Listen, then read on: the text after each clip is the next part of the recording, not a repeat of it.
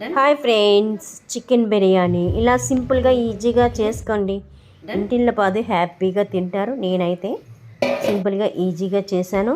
ఎలా చేశాను సింపుల్గా అన్నది మన ఫుల్ వీడియో మన ఛానల్లో ఉంటుంది. పూర్తిగా చూసేయండి. చూసి నచ్చితే లైక్ చేసి షేర్ చేసి సబ్స్క్రైబ్ చేయండి.